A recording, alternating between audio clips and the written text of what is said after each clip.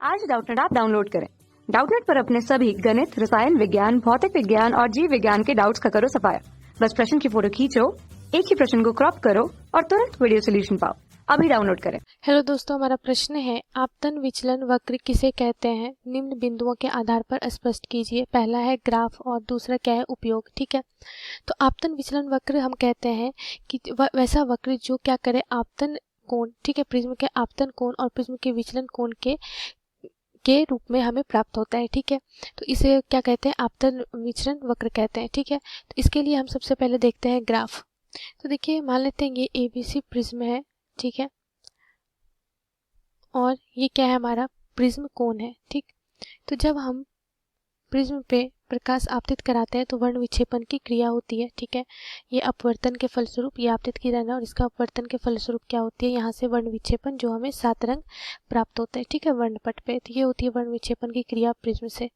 तो ये हमारा क्या होता है? श्वेत प्रकाश। ठीक है, और ये हमारा क्या होता है? निर्गत प्रकाश।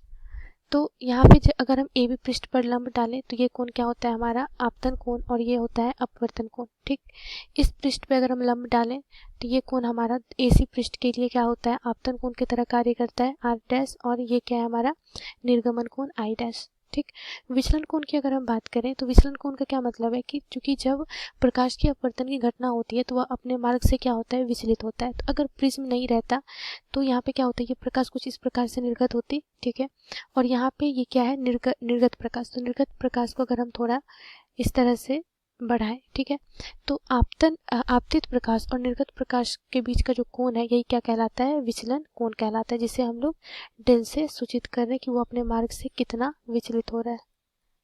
ठीक है, ये क्या है? विचलन कोण है। तो अब हमें आपतन विचलन वक्र मतलब I और डेल विचलन कोण के बीच का जो ग्राफ बनता है उसी हम लोग क्या कहते हैं? आपतन विचलन वक्र कहते हैं। ठीक है, तो देखिए क्या होता है कि यहाँ पे कि जब हमारा आपतन कोण, ठीक है, जब हमारा आपतन कोण I निर्गमन कोण के बराबर हो और R बराबर हो R डैश के, ठीक है, तो ये जो स्थिति उत्पन्न होती है ये क्या होती है? न्यूनतम विचलन की स्थिति होती है।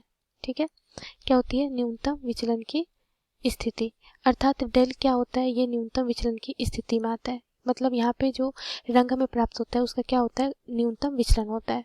ठीक, तो इसके अनुसार अगर हम ग्राफ बनाएं तो देखिए वक्र किस प्रकार से बनता है कि जैसे जैसे हम लोग क्या करते हैं? आपतन कोण के मान को बढ़ाते हैं। ठीक है, आपतन कोण के मान को अगर हम बढ़ाते हैं तो उसके लिए जो हमारा आपतन कोण के मान को बढ़ाने से आपतन कोण के मान बढ़ाने से हमारा पहले क्या होता है?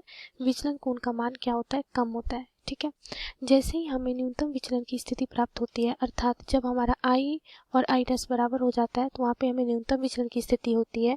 और न्यूनतम विचलन की स्थिति के बाद जैसे जैसे हम I को बढ़ाएंगे, ठीक है, डेल को बढ़ाएंगे, ठीक है, जैसे जैसे हम आपतन कोण I को बढ़ाएंगे तो वैसे वैसे डेल का भी मान क्या होगा? बढ़ेगा। ठीक है, तो इस प्रकार से क्या होता है? ग्राफ बनता है। तो ये ग्राफ को देखते हैं। तो ये ग्राफ विचलन कोण और आपतन कोण के बीच में है। ठीक है, तो देखिए क्या होता है कि ये हमारा क्या है? ये एक्सिस हमारा विचलन कोण का है। तो विचलन कोण का मान अगर हम देखें तो ये क्या हो रहा है कि I के मान को जैसे जैसे हम बढ़ा रहे हैं, ठीक है, I के मान को जैसे जैसे हम बढ़ाएंगे तो हमें विचलन कोण क्या प्राप्त हो रहा है? धीरे धीरे कमता हुआ प्रतीत हो रहा है। ठीक है, इस तरह से हमें कम प्राप्त होगा विचलन कोण। अब क्या होता है कि एक I का एक मान आता है जिसके लिए अपर जो निर्गमन कोण होता है वो भी बराबर होता है, तो वहाँ पे हमें क्या मिल जाती है? न्यूनतम विचलन की स्थिति। मान लेते हैं I कोण पे हमें डेल M अर्थात न्यूनतम विचलन प्राप्त हो रहा है। ठीक है, अब क्या होता है कि जैसे जैसे न्यूनतम विचलन के बाद हम I के मान को बढ़ाते हैं उसके बाद हमारा जो विचलन कोण है उसका भी मान क्या होते जाता है? बढ़ते जाता है। ठीक है, इस प्रकार से क्या होता है? बढ़ते जाता है।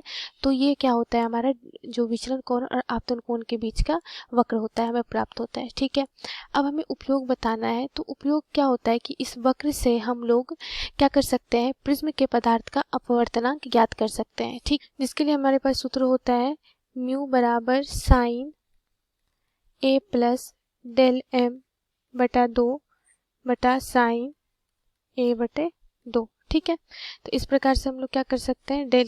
डेल का मान रख करके प्रिज्म के पदार्थ का अपवर्तनांक निकाल सकते हैं। ठीक है, जहाँ पर एक क्या है? ये प्रिज्म कोण है जो हमें ज्ञात होता है। ठीक है, धन्यवाद। कक्षा 6वीं से 12वीं से लेकर नीट, IIT, JEE वो एडवांस के लेवल तक 1 करोड़ से ज्यादा छात्रों का भरोसा। आज ही डाउनलोड करें डाउटनेट ऐप या व्हाट्सएप करें अपने सारे डाउट्स 8400 400 400 पर।